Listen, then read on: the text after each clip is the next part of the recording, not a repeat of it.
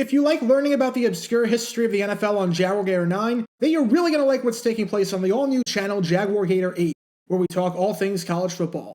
The first official published video coming 2 weeks from now on Monday, February 21st. And now, on with our feature presentation. Imagine if, during Week 16 and Week 17 of the 2021 season, the Houston Texans got back-to-back games in prime time in front of a national television audience. You'd probably be thinking to yourself, why? This doesn't seem to make any sense. No one had any expectations for the Texans going into the season. They were supposed to be one of the worst teams in football. They didn't make any big acquisitions in the offseason that could give you a glimmer of hope. It's not like the country is dying to see the Texans play football, and barring a meteor strike taking out the northern half of the AFC South, no one realistically thought that the Texans were going to make it into the playoffs. So why you're scheduling them for back-to-back nationally televised games in the final 3 weeks of the season that cannot be flexed out seems absolutely stupid. You would think that the NFL would never do anything like this, because it just makes no financial, logical, or practical sense for them to do it. Yet, as ridiculously stupid as that sounds, that's exactly what happened in 1991, when the NFL, for some reason that I still cannot figure out, did this with the Tampa Bay Buccaneers. Two incredibly predictable results. Somehow, the Bucs got back-to-back nationally televised games to close out the season. And the decision was so baffling that even the NFL had to comment on it afterwards and say that they had no idea how that even happened. And this is the story behind one of the stupidest broadcasting decisions in NFL history. Before I talk about just how stupid this move was, because trust me, there's a lot to talk about here, we need some context to understand the team in question, and why forcing America to watch them in back-to-back weeks on national television was considered to be a war crime. Our story involves a team down in Florida named the Tampa Bay Buccaneers. It was their first season with Richard Williamson as their full-time head coach, as he won the job permanently after serving 3 games as the interim head coach to close out the 1990 season. And he was hoping that he could right the ship in his first full year as a head coach, and lead Tampa Bay to success. As you can probably tell, that did not happen in the slightest bit. Through the first 14 weeks of the 1991 season, the Buccaneers were one of the worst teams in football, and that's putting it lightly. They were 2-11, which was the worst record of any team in the NFC, and the only thing keeping them out of the cellar in the NFL entirely was the fact that over in Indianapolis, the Colts were 1-12 and had an offense that had averaged less than 9 points per game and was setting football back 70 years. After losing their first 5 games before entering the bye week with a 1-5 record, things got even worse when they came out of the bye week and went 1-6 over their next 7. At least their games before the bye week were close, with 4 of their 5 losses coming by 1 possession. After the bye, the wheels completely fell off the bus, losing 6 of those 7 games by 3 or more possessions. The Bucs had scored just 158 points, which was the worst offense in the NFC, the second worst offense in football, and came out to an average of 12.1 points per game. They had allowed 309 points, which was the second worst defense in the NFC and the third worst defense in the NFL, only ahead of the Cincinnati Bengals and Los Angeles Rams, and came out to an average of 23.7 points per game. Translation, their opponents were, on average, doubling up their score. They were held to 7 points or less in 4 games, and only twice did they score more than 14 points in a game.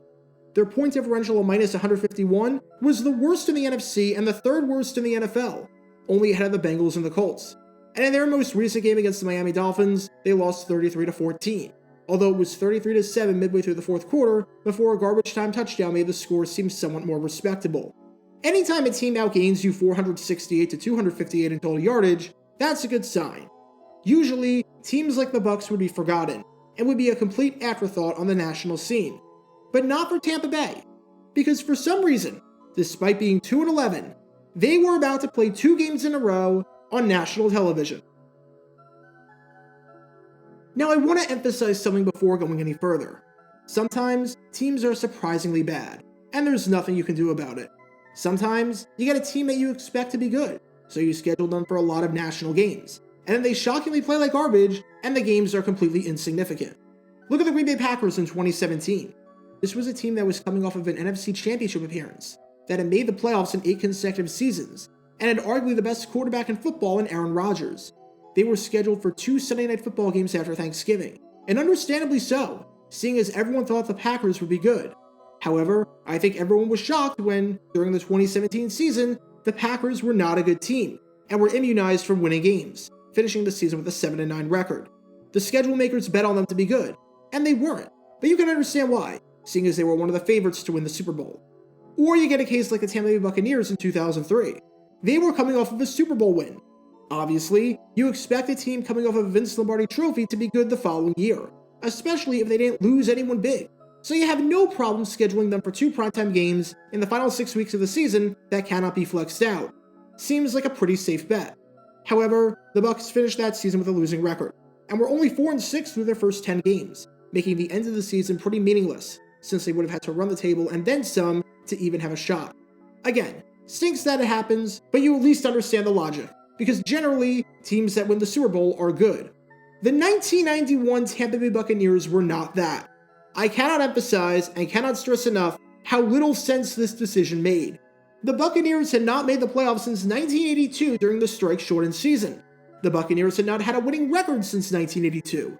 The Buccaneers had never even finished a season with single-digit losses since 1982, going 6-10 or worse every year. From 1983 to 90, the Buccaneers had won a grand total of 32 games, for an average of 4 games per season. They had the fewest wins of any team in the NFL in that stretch, and by a fairly comfortable margin at that. For some perspective, if we pretend that the San Francisco 49ers were not even a team from 1983 to 88, the Niners would still have as many wins over that 8-year stretch as the Buccaneers. No one thought Tampa Bay would be good in 1991, nor was there any evidence to suggest that. Their odds of winning the Super Bowl were plus 7,500. I know some of you don't know gambling terminology or go to Vegas to place bets or how betting lines work, so here's a quick summary of what that means. If you were to bet $100 on Tampa Bay winning the Super Bowl in 1991, you would have lost $100. And yet, here were the Bucs, the worst team in football over the past decade by a fairly comfortable margin, and a team that had not inspired any hope with offseason or free agent moves, getting 2 primetime games in back-to-back weeks over the final 3 weeks of the season. Knowing that the odds that these games would mean anything were about as slim as the odds of Milli Vanilli actually being the one singing on the record. Let's just say that everyone was confused as to how the heck that happened. In Week 15 of the season, we were going to see a thrilling NFC Central matchup on Sunday Night Football in front of a national television audience between the Minnesota Vikings and, for some reason, the Tampa Bay Buccaneers. The other primetime matchup that week at least made sense, as it featured the Miami Dolphins against the Cincinnati Bengals. Both the Dolphins and the Bengals made the divisional round the year before, and while things weren't going great for Cincy in 1991, as they were 2-11 through their first 14 weeks, at least you could understand why they were picked for a late primetime game. To learn more about Cincinnati's disastrous 1991 season, click the card in the upper right corner. But again, Tampa Bay makes no sense. And in Week 16, the Buccaneers, somehow, would be playing another nationally televised game, playing the CBS Saturday game against the Chicago Bears. The other national Saturday game was the San Francisco 49ers, the best team in football over the last decade, and a team that had made 3 straight NFC championships and had won 2 of the last 3 Super Bowls, against the Kansas City Chiefs, a team that made the playoffs the year before. Again, makes sense. The Sunday night game was the Colts, a team that, while they were awful in 1991, had been in playoff contention in each of the past 4 seasons against the Buffalo Bills, who made the Super Bowl the year before. Makes sense. And the Monday Night Football game was the Saints against the Raiders, as a matchup between 2 teams that made the playoffs in 1990. Again, makes sense. What this means is that the schedule makers, at least to some extent, knew what they were doing, and knew they could pick teams that were good the year before to play primetime games at the end of the season. You don't pick a team that's bad and has no hope to do this in back-to-back weeks, especially at a time where playing primetime games in back-to-back weeks was almost unprecedented. And to say that the TV executives were furious about this would be an understatement. Lauren Matthews, the senior vice president of ESPN, said on having Bucs Vikings for Sunday Night Football, "If I had my druthers, which I don't, that game wouldn't be there." Always a good sign when an executive for the network is saying, "Why are we doing this?" CBS Sports executive producer Ted Shaker tried to be optimistic, saying that he was excited about getting the Bears on national TV and that the Bucs are just coming along for the ride. As he said, "Is the glass half empty or half full? I prefer half full." So what did the NFL have to say about this absolutely bizarre scheduling? They were shocked that this didn't work out. As Val Pinchbeck, the director of broadcasting for the league, said on the situation, "I agree that it's a little anomalous, but only after the fact can you say it didn't work out." Really? You don't need hindsight to realize that scheduling a Buccaneers team that had lost double-digit games in each of the past 8 seasons and had won 32 games in the last 8 years for 2 nationally televised games in back-to-back weeks at the end of the season was not going to work out. You could say that about the Bengals getting a Week 15 Monday Night Football game after being a good team over the previous 3 seasons and then completely collapsing in 1991. You could even say that about the Colts getting a Week 16 Sunday night game after being a solid team every year that Ron Meyer was head coach. You cannot, under any circumstances, say that about the freaking Tampa Bay Buccaneers. When asked about why the Bucs of all teams got the honor of playing back-to-back national games, Pinchbeck said, "There's no particular reason for it." That had to give the TV executives, especially with negotiations coming up fairly soon for a new TV deal, confidence that the league would help them out. When a team like the Bucs can get this, and the league just throws its hands up in the air and says, "Well, there's nothing we could do. It just happens. Couldn't have seen this coming." And as you can probably expect, the end result was a complete and utter disaster. The Sunday Night Football game between the Buccaneers and Vikings was surprisingly close, which felt like an early Christmas miracle for ESPN. Don't get me wrong, it was not exactly a good game. The Vikings led at 20-3 at one point in the first half, had a 26-17 lead in the fourth quarter, and ended up winning it by a final score of 26-24. And the Vikings outgained the Buccaneers 296-45 in rushing yards. But at the very least, the scoreline was respectable, which, considering the fact that their last 3 games were losses by a combined score of 97-35 for an average margin of 20.7 points per game, had to be a minor win. What wasn't respectable was the final ratings at the game poll, because unsurprisingly, the game was a ratings dud. Sunday Night Football averaged a 9.7 rating on the season, and was viewed in 5.9 million homes. This game drew an 8.9 and was viewed in just 5.4 million homes. Who would have thought that a matchup like this was going to hurt the ratings? Somehow, the director of broadcasting for the NFL didn't think that, even though everyone else in America did. And the even worse news was that they still had another nationally televised game 6 days later against the Chicago Bears. Unfortunately for CBS, they would not get moderately lucky like ESPN did, because this game was a blowout that was never, not for 1 second, even the slightest bit competitive. The Bears won 27-0. The Bucs turned it over 4 times while not forcing any turnovers of their own. Tampa Bay had 7 first downs total, and managed a mere 106 yards of total offense, which was the fewest they had in a game since their 1985 game against the Green Bay Packers. Although the Bucs had a pretty good excuse in that one, since it was played in the middle of a blizzard where a foot of snow dropped the night before the game and 5 inches dropped during the game. In this atrocity against Chicago, Tampa held the ball for just 19 minutes and 52 seconds, with the Bears having a time of possession ratio exceeding 2-1. And starting quarterback Jeff Carlson, in what would be his first and only career start with Tampa Bay, went 8 for 18 with 76 yards passing, no touchdowns, 3 interceptions, 4 sacks, and a passer rating of 17.1, which is worse than if he did nothing but spike the ball into the ground on every single play. CBS might have been doing everyone a favor showing this game early on Saturday afternoon so people could do some Christmas shopping and catch up on other things before tuning into the Chiefs 49ers game later that day. Because if you watched all 60 minutes of this game and you were not a Bears fan, you had a problem.